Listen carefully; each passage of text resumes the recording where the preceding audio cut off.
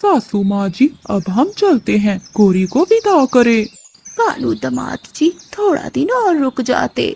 नहीं सासू माँ जी, मेरे बगैर काम कौन करेगा?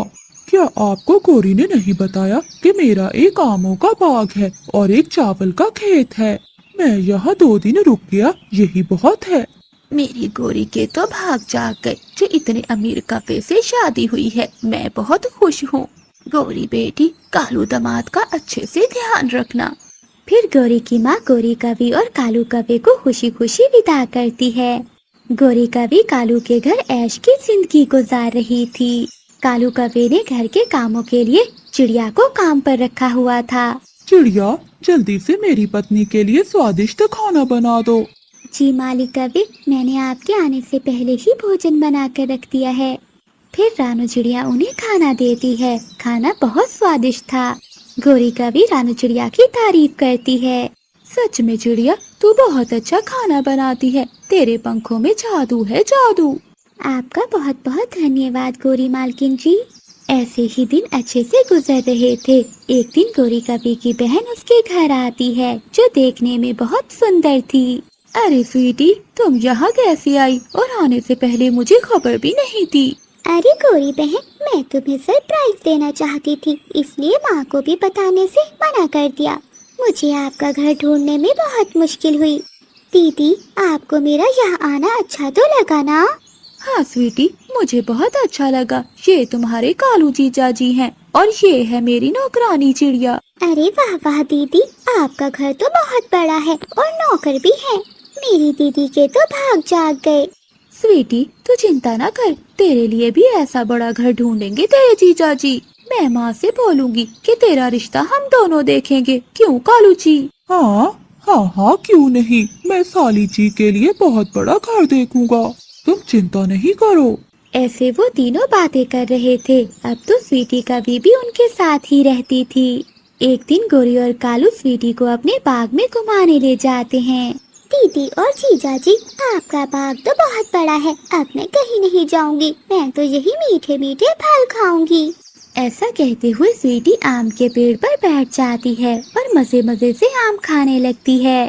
कालू जी, आपसे स्वीटी के बारे में एक बात करनी थी। क्या क्या बात है गौरी, जल्दी बताओ। कालू, ये स्वीटी मेरी सगी बहन नहीं है, मगर मेरी माँ ने कभी हम दोनों में भेदभाव नहीं किया। मुझसे भी ज्यादा ख्याल स्वीटी का रखा है। मेरे बिना इसका कहीं भी मन नहीं लगता, इसलिए ये यहाँ रुकना चाहती होगी। आपको कोई एतराज तो नहीं है ना? नहीं नहीं गौरी, मुझे इस बात से कोई भी परेशानी नहीं है। तुम्हारी बहन जब तक चाहे यहाँ रह सकती है। कालू जी, तुम सच में बहुत अच्छे हो। मैं कितनी नसीब वाली हूँ जो मेरी शादी तुमसे हुई। अब ऐसे ही दिन गुजरते गए। गौरी को तो कुछ भी पता नहीं था कि उसका पति कालू अब स्वीटी को पसंद करने लगा था। अब से वो कोई भी चीज लाता तो पहले स्वीटी को देता। गौरी, ये लो, मैं तुम्हारे लिए सोने का हार लाया हूँ। कालू जी, ये तो बहुत सुंदर है। जीजा जी, क्या आप अपनी पत्नी के लिए हार लाए हो? मेरे लिए कुछ नहीं लाए? अरे स्वीटी, मैं तुम्हें कैसे भूल जाता, मैं तुम्हारे लिए भी सोने का हार लाया हूँ। स्वीटी वो हार देखकर बहुत खुश होती है। रानू चिड़िया रसोई में बैठी उन तीनों को देख रही थी। ये गौरी मालकिन बहुत भोली है, इन्हें तो कुछ भी पता नहीं चलता, मगर मुझे कुछ भी ठीक नहीं लग रहा। अब से मैं इन दोनों पर नजर रखूंगी। रानू चिड़िया बैठी ऐसा बोल ही रही थी कि तभी गौरी कवि रानू चिड़िया के पास आती है। चिड़िया, पास वाले जंगल में मेला लगा हुआ है, हम सब मेला देखने जा रहे हैं, तुम भी हमारे साथ चलो। नहीं गौरी मालकिन जी, आप ही जाइए, मुझे घर पर बहुत काम है, मुझे कपड़े भी धोने हैं। देखो चिड़िया, काम का क्या है, आकर भी कर लेना। अब चुपचाप मेरे साथ चलो, वरना मैं भी नहीं जाऊंगी। अब रानू चिड़िया उन्हें मना नहीं कर पाती, वो भी उनके साथ मेला देखने चली जाती है। चलो हम सब झूला झूलते हैं। मिठू भाई, हमें 4 टिकटें दे दो। नहीं गौरी, मैं नहीं झूलूंगा, मुझे चक्कर आते हैं। और हाँ दीदी, मैं भी नहीं झूलूंगी, मुझे भी चक्कर आते हैं। कोई बात नहीं, मैं और चिड़िया ही झूल लेते हैं, चलो चिड़िया। फिर गौरी कवि और रानू चिड़िया झूले झूलने चली जाती हैं। स्वीटी जी चलो, जब तक ये झूला झूलती हैं, हम कुछ खा लेते हैं। तुम्हें भूख लगी होगी। हाँ जीजा जी, भूख तो बहुत जोरों की लगी हुई है।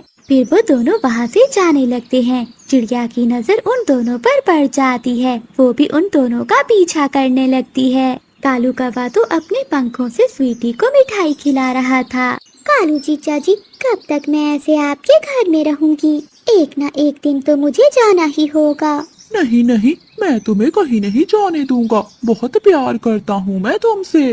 तो फिर आप मुझसे शादी कर लो और गोरी दीदी को छोड़ दो। छोड़ दूंगा? गोरी को क्या, तुम्हारे लिए मैं सबको छोड़ दूंगा। हाय, मैं मर गई। ये दोनों तो बहुत बुरे निकले। अगर मैंने अभी भी मालकिन को ना बताया तो उनकी जिंदगी खराब हो जाएगी। अब मुझे ही कुछ करना होगा। फिर अगले दिन रसोई में बैठी चिड़िया गोरी कवि से कहती है, गोरी मालकिन, क्या आपको ये नहीं लगता कि स्वीटी को आए यहाँ काफी दिन हो गए हैं? अब स्वीटी को आपकी माँ के पास जाना चाहिए। वो घर में अकेली होंगी। हाँ चिड़िया, मेरी माँ तो घर में अकेली होगी, मगर तुम आज ये सब क्यों बोल रही हो? नहीं मालकिन जी, बस ऐसे ही आपकी माँ का ख्याल आ गया था तो आपसे कह दिया। स्वीटी, अब तुम्हें घर जाना चाहिए, माँ घर पर अकेली होगी। गोरी की बात सुनकर स्वीटी और कालू एक दूसरे की ओर देखते हैं। कालू कौवा झट से गोरी कवि से बोलता है, गौरी, तुम्हें भी तो कई दिन हो गए हैं अपनी माँ से मिले हुए। तुम जाकर अपनी माँ के पास कुछ दिन रह आओ। हाँ कालू जी, ये आपने ठीक कहा। हम सुबह होते ही दोनों यहाँ से चले जाएंगे। ऐसे गोरी कवि रात को अपना और स्वीटी का सामान इकट्ठा करती है। अगली सुबह हो जाती है। स्वीटी, अभी तक तू तैयार नहीं हुई। तुझे पता नहीं है कि आज हमें जाना है? दीदी, मेरे पेट में बहुत दर्द है, मैं उड़ नहीं पाऊंगी। ऐसा करो दीदी,